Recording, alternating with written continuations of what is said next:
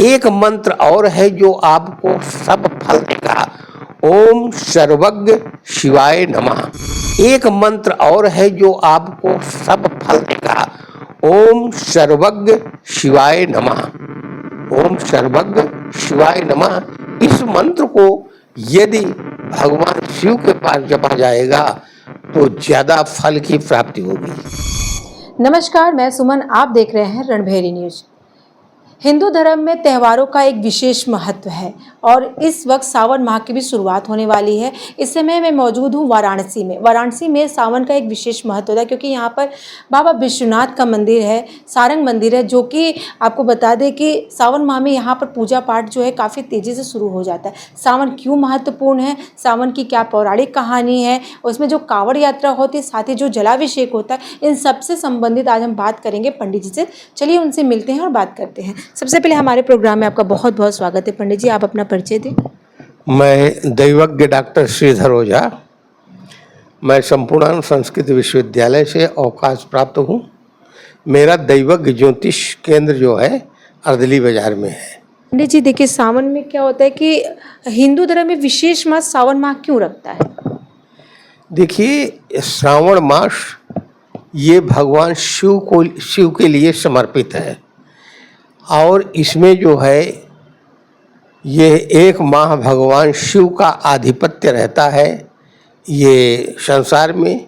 क्योंकि अभी कल ही जब भी देवशयनी एकादशी को भगवान विष्णु शयन करते हैं, माने पाताल लोक में राजा बलि को जो वचन दिए थे वहाँ चले जाते हैं और उसके बाद इस संसार का कार्यभार गुरु लेता है।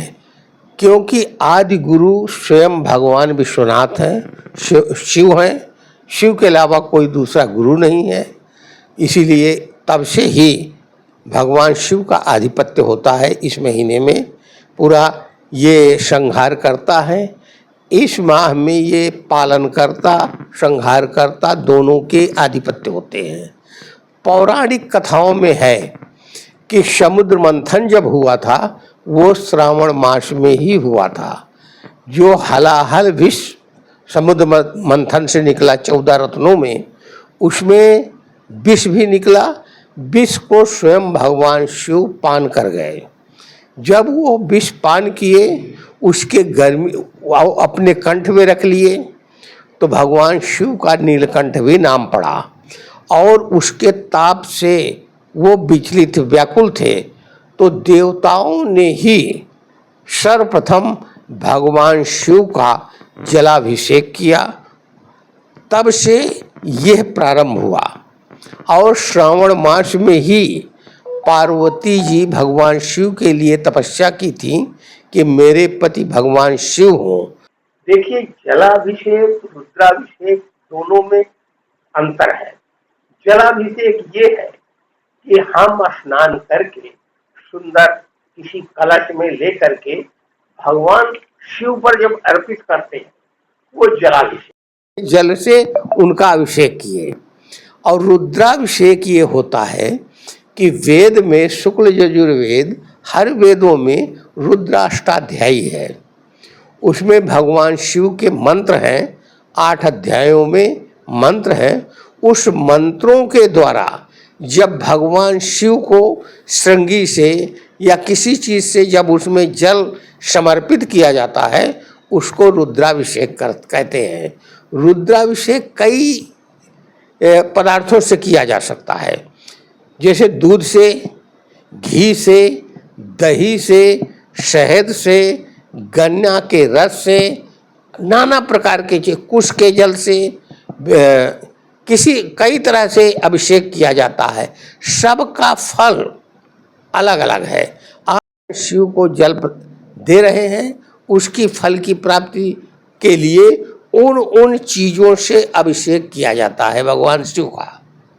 इसके साथ ही देखते हैं कि श्रावण महीने में कांवड़ यात्रा निकलती है। क्यों निकाली जाती कांवड़, क्या इसकी कहानी है इसके पीछे? देखिए, कांवड़ जो लेकर चला जाता है तो हमारे यहाँ प्रत्येक पग का, माने जब वो किसी नदी से जब जल लेकर के चलेंगे तो उनका एक एक पग जो है ज्यों-ज्यों बढ़ेगा त्यों-त्यों उसका बड़ा महत्व होता है कि एक तरह से उस भूमि की वो परिक्रमा भी करते हैं।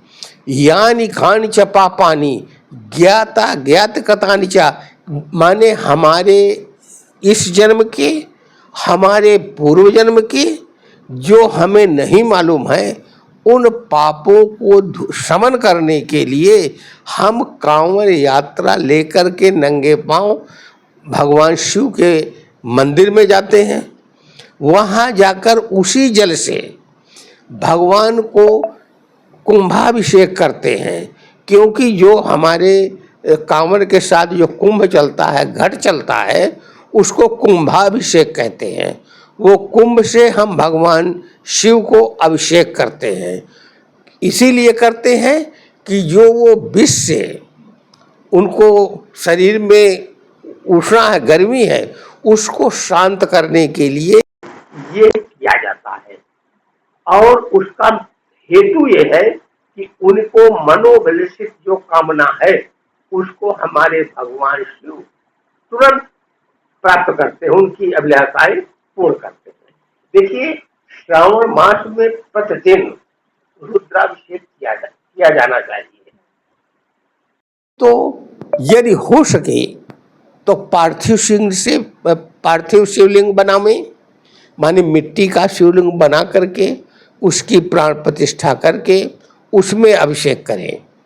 और यदि नहीं कर सकते हैं तो किसी भी शिवलिंग में भगवान शिव का, इसमें श्रावण माह में न तिथि देखना है, न शिववास देखना है, कोई भी विचार नहीं करना है, क्योंकि एक महीने भगवान शिव हर समय हमारे पृथ्वी पर निवास करते हैं।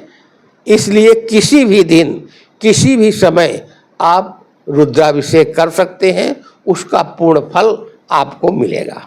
देखिए, श्रावण माह में क्या होता है कि महिलाएं व्रत रहती है, क्या पुरुष भी श्रावण माह का व्रत रह सकते हैं, और रहते हैं तो क्या विधि है, क्या किस तरीके से रहना चाहिए? देखिए, श्रावण माह में विधान ये है कि पूरा 1 महीने व्रत रहना चाहिए।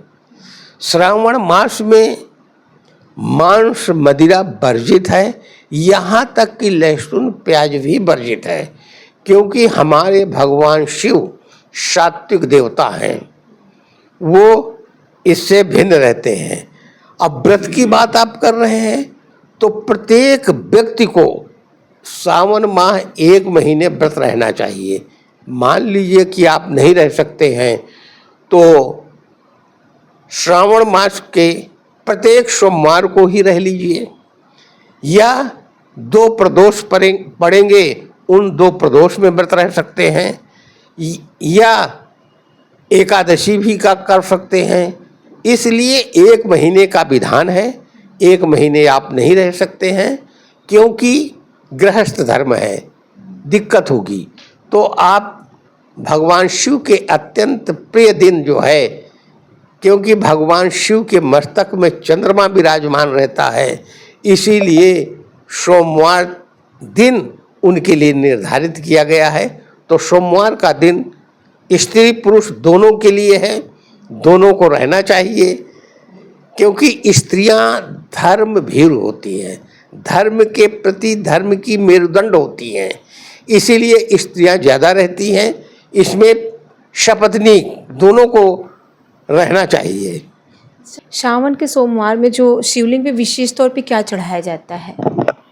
देखिए, भगवान शिव तो कहते हैं कि श्रावण महीना इसीलिए चुना गया क्योंकि इस समय हर जगह जल उपलब्ध रहता है, क्योंकि भगवान विशेष नहीं चाहते हैं, उनको वो केवल श्रद्धा चाहते हैं। वो कहते हैं कभी जलाशय में मत जाइए, कुएं में मत जाइए, आपको आकाश का जल मिल रहा है वही चढ़ा दीजिए तो मैं तृप्त हो जाता हूँ। लेकिन श्रावण मास में यदि गंगा का जल मिल जाए तो गंगा जल भगवान शिव पर अर्पण करना चाहिए। भगवान शिव को अत्यंत प्रिय है बिल्वपत्र ही नहीं, बेल वृक्ष के पत्ते, फल, पुष्प, यहाँ तक कि उसकी लकड़ी, जड़, कुछ भी उसका मिल जाए तो भगवान शिव पर अर्पण कर देना चाहिए, उसको पूर्ण फल मिलता है। मान लीजिए आपको नहीं मिल रहा है, बिल्वपत्र नहीं मिला, तो आप मंदिर गए हैं, वहाँ कोई बिल्वपत्र कोई भक्त चढ़ा के चला गया है, उस बिल्वपत्र को धुल करके भी चढ़ा देंगे तब भी उनको फल मिलेगा। यहाँ तक बेल के पत्ते का चूर्ण बना के रखिए, आप उस चूर्ण को भी चढ़ाएंगे तो वही फल मिलेगा जो आप एक ताज़ा बिल्वपत्र चढ़ाते हैं। और उनको सबसे प्रिय जो है मंदार पुष्प और धतूरे के पत्ते, पुष्प, फल, वो अत्यंत प्रिय हैं। ये जो श्रावण माह में व्रत है, वो व्रत रखने की सही विधि और कुछ मंत्र जो हमारे दर्शकों तक पहुंचाया जा सके, कि विशेष मंत्र जिससे भगवान शिव खुश हो जाए। देखिए, सबसे सरल भगवान शिव के मंत्र हैं। यदि आप व्रत रह रहे हैं तो प्रातः काल स्नान आदि से निवृत्त होकर के भगवान शिव के मंदिर में पहले जलाभिषेक करें, उनका स्नान करावें। जो भी आपको सुलभ हो, पत्र, पुष्प, दूर्वा या नैवेद्य जो भी आपके सुलभ हो, भगवान शिव को अर्पण करें। वहाँ पर यदि बैठने की जगह आपको मिल जाती है तो भगवान शिव का सबसे सरल मंत्र ओम नमः शिवाय, इस मंत्र का जप कम से कम 1 माला अवश्य करें। एक मंत्र और है जो आपको सब फल देगा, ओम सर्वज्ञ शिवाय नमः, ओम सर्वज्ञ शिवाय नमः। इस मंत्र को यदि भगवान शिव के पास जपा जाएगा तो ज़्यादा फल की प्राप्ति होगी। पंडित जी, आखिरी में एक सवाल की संदेश देना चाहेंगे। देखिए, ये श्रावण मास जो है, क्योंकि ये जो वर्ष है ये अत्यंत पीड़ादायक वर्ष रहेगा, क्योंकि इस वर्ष जो हम लोग वर्ष मानते हैं जनवरी से नहीं, होली के बाद जो चैत्र नवरात्रि आती है वहाँ से लेकर के, और जब अगली नवरात्रि चैत्र की नहीं आएगी तब तक हमारा एक वर्ष रहेगा। इस वर्ष जो है अत्यंत विषम परिस्थिति आएगी, इसमें लोगों की मृत्यु ज़्यादा होगी, अग्नि का भय ज़्यादा रहेगा, वाहन दुर्घटनाएं होंगी, आकाशीय दुर्घटनाएं होंगी। इसलिए इस वर्ष बहुत आवश्यक है कि प्रत्येक व्यक्ति कम से कम सावन भर शुद्ध शाकाहारी रह करके किसी भी शिव मंदिर पर प्रतिदिन जाकर के भगवान शिव का पूजन करें, आरती करें। और यदि इतना भी नहीं कर सकते हैं तो सोमवार को ही किसी भी मंदिर में, जितने शिव के मंदिर हैं, वहाँ जाकर के प्रत्येक परिवार के सदस्य को चाहिए कि जलाभिषेक करें, उनसे प्रार्थना करें कि हमारा परिवार, हमारे जो इष्ट मित्र हैं या हमारा देश, उसके लिए शुभता की कामना करें भगवान शिव से, क्योंकि भगवान शिव हर कुछ देने वाले हैं। तो आज हमारे बीच मौजूद रहे पंडित जी ने, उन्होंने बताया है कि इस बार को जो सावन माह है वो कितना विशेष है और किस तरीके से जो सावन माह में पूजा पाठ करते, व्रत रहते हैं, वो किस तरीके से रखा जाता है, कैसे किया जाता है, ये सब कुछ आज उन्होंने हमसे साझा किया है। तो आज के खबर में बस इतना ही। ऐसे खबरों को देखने के लिए आप जुड़े रहे रणभेरी न्यूज़ के साथ। मैं सुमलता, कैमरा पर्सन अमित के साथ। धन्यवाद।